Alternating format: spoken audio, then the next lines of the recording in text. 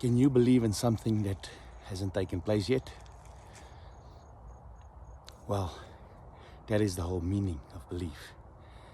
If you believe me, if I'm telling you I'm going to give you something or do something for you, that is the whole idea of belief. You believe before you see it. That is why it's called belief. Now, can you believe that today is the day that God has made and God has provided a plan for today? Can you believe that? Psalms 118 verse 24 says, "This is the day which the Lord have made. We will rejoice and be glad in it." It says God have made this, past tense.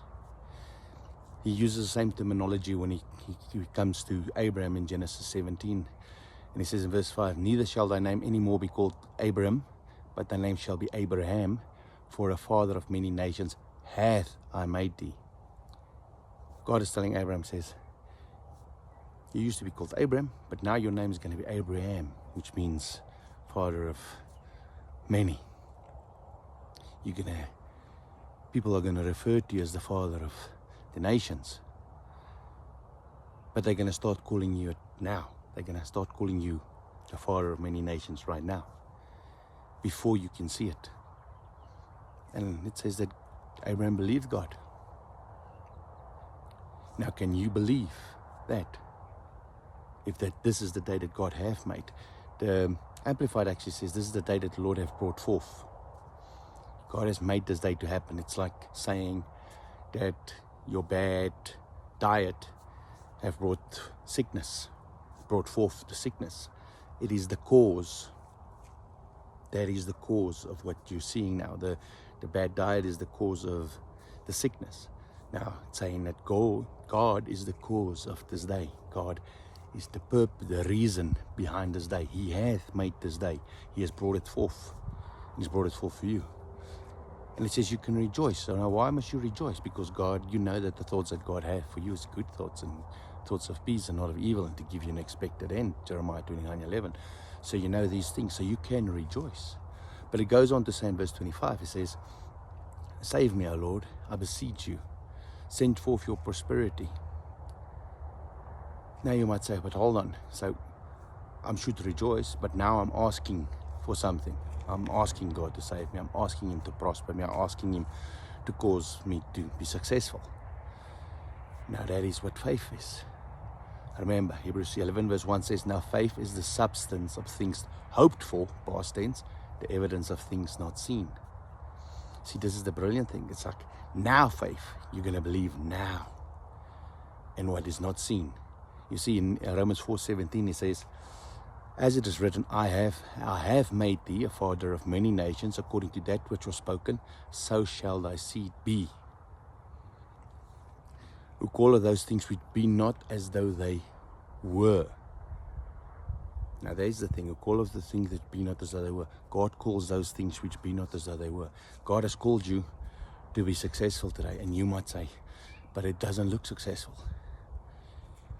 It doesn't look like I'm healthy. It doesn't look like I'm prosperous. It doesn't look like I'm successful.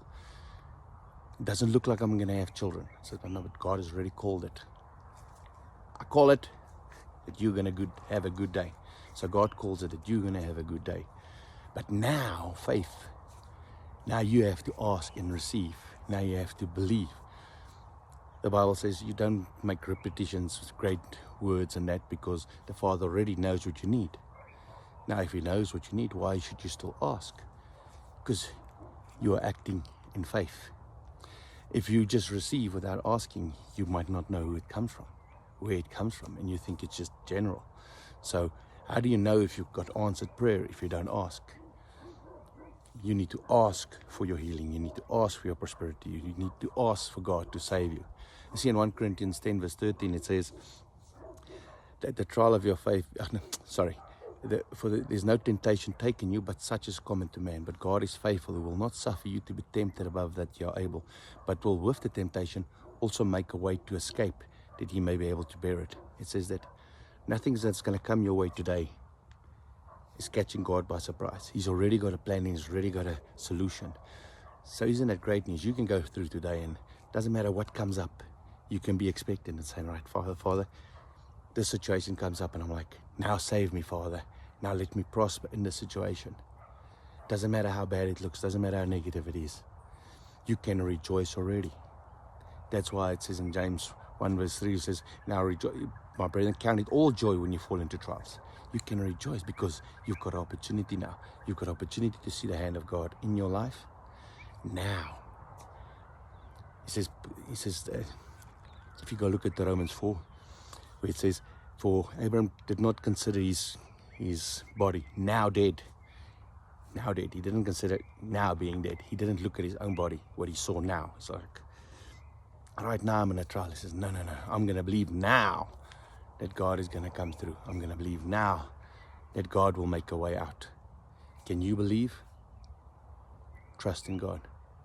He's got promises for you and He's got good plans for you. He wants to save you. There might be trials and there might be things that come up today that you don't want to face and that you feel is too much for you. But it's not true. God is with you and God's got a plan for you. So now believe. God bless.